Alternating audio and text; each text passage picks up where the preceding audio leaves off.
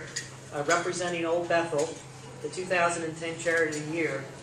And the relationship that Gleaners has with Old Bethel is certainly one that we treasure and cherish. So I'd like to invite Phil, Wayne, and Dean up to the stage. Over to Jan. Wayne and Phil are the two who probably benefit most from the new Gleaners facility, and I'll let them talk to you about it.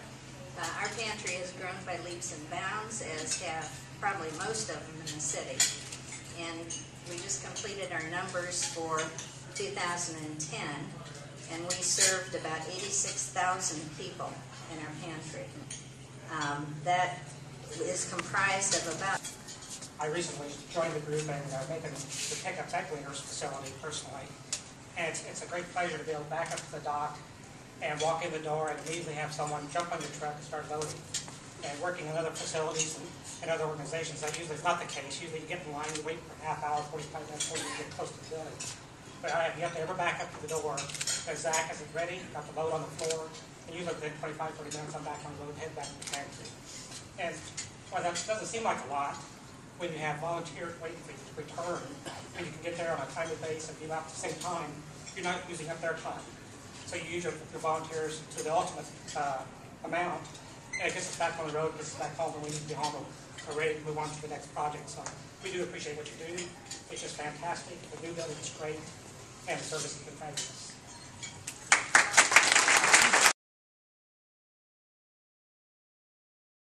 In 2010, this pantry provided food to over 7,000 people.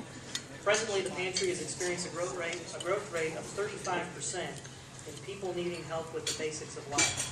If it wasn't for Gleaners and them being able to have the building that they have now, we would not have the food that we have to be able to serve 7,475 people last year. So we have grown tremendously. We have a new home as well. We moved to 42nd and Emerson, and we're inside First Trinity Lutheran Church.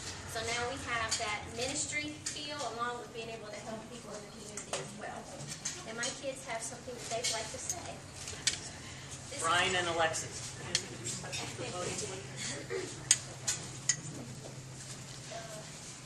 you, Mr. Harris and Gleaners, for helping families who are in need of food.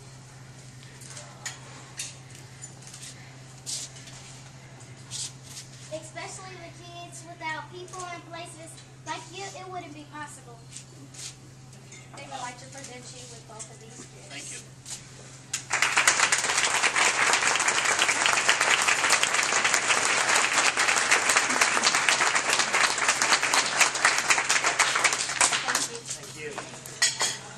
Thank you, Nicole, Alexis, and Ryan. Thanks on behalf of the board, on behalf of Gleaners, and all the folks we serve. I mean, and certainly everybody in this room, we owe gratitude for what you've provided to not only Gleaners but the community.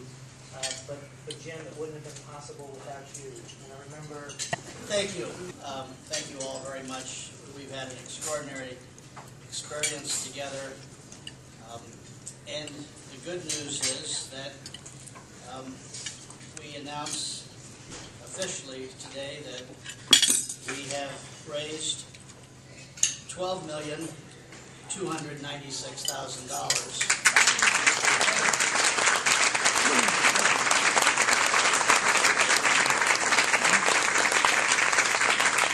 Which is $700,000 more than our initial goal. Obviously, the needs of Gleaners and our 350, 400 partners or second helpings, all those who address this basic issue in our community, the needs will never stop. And nothing more important than for us to reaffirm our commitment to see that folks in Indianapolis are hungry, especially children. Later today,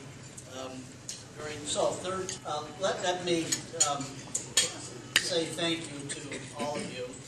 Mark Miles and Janie Maurer were the co-chairs, and Mark and Janie are incredibly helpful. Mark, incredibly helpful a dozen times. I thank my friend Pete McAllister. Thank the folks from Kroger, Bob Mader and Tom Saboko, John Elliott. Elliott. I bring you greetings from both Dick Luger and Bren Simon, our two co-chairs, honorary co-chairs. Bren and Mel gave us $1 million to get things started. And Dick has been as faithful to our issues as anybody alive. I thank the folks from the Lilly Endowment, remarkable, always there, incredible actually, $3.5 million to get things started. Rob Smith and John Ledwider and others from the broad Eli Lilly family of activities in our community for an enormous commitment. A commitment of $1.5 million from the Rotary Club of Indianapolis. And $900,000 of that has now been paid, raised, and it's extraordinary. You know, soon we'll dedicate the new tower, the Simon Family Tower at Riley Hospital, this incredible asset. And in the 1920s, the Rotarians in the state of Indiana said, we need a great children's hospital. And through their initiative, they started Riley Hospital.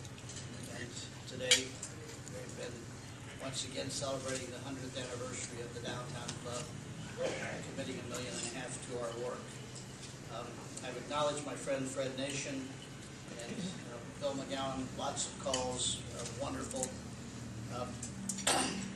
Lori Ephraimson Aguilar, very generous all the way through. Jerry Williams, Jamie Browning.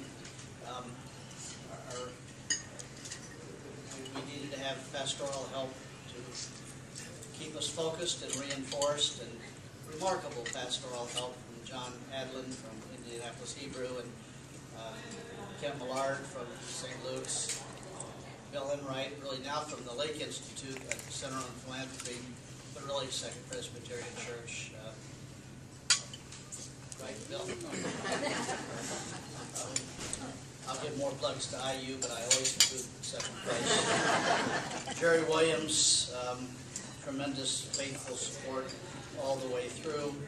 I thank my colleagues. Jerry Williams, tremendous faithful support all the way through. I thank my colleagues here, Brenda Lawson and Rick Fusen and others who just brilliant, wonderful. Jerry Adams, who leads Levy in providing the food for the evening.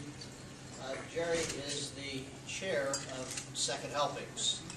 They feed almost 3,000 people a day, and a very good partnership with Gleaners. So a lot to be grateful for. Pam Altmeyer, Pam. Pay tribute to you. Wonderful. Pay tribute to Victoria. Victoria has now gone on to raise money for one of the private schools in Indianapolis. Thank Peggy, who helped lead the effort, and Peggy also very instrumental in the Rotary gift.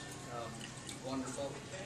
Mike Laudick, our full-time advisor and helper, extraordinary actually to help get this done in this tough time. So, Ted McKinney. Ted is now with Elanco. Elanco is the animal health division of Eli Lilly and Company. Great partner. Thank you so much for, it's no small accomplishment to get this done in this tough economy. The other side of the story is that in tough times, people need more help. And in some respects, if you go to the food banks, the folks there don't look much different than we look. There's a lot of people that need a boost these days. And the leverage, the payoff of this effort will serve Central Indiana, 21 communities, 175, 180,000 people, half their children for the next 40, 50 years. So I'm grateful to you. I'm also grateful that it's concluded. So bless you. We're grateful. And it's wonderful that Cindy Hubert has joined Gleaners. Cindy and Pam had a great working relationship when Cindy was at Second Helpings. Gleaners was a good partner for Second Helpings, and this is all good. She said if you would like to say anything to it.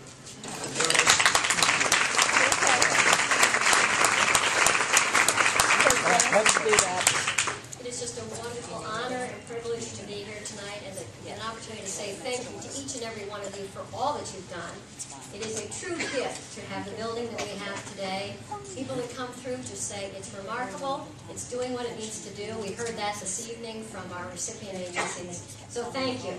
As Jim so eloquently said, in today's economy with all the challenges, to raise the money, to build the building, to buy the building, and to occupy the building is just tremendous. So thank you, thank you, thank you from all of us and everybody we serve every day. So I appreciate it, and we'll look forward to working with all of you, all the opportunities that it affords Gleaners. Thank you again.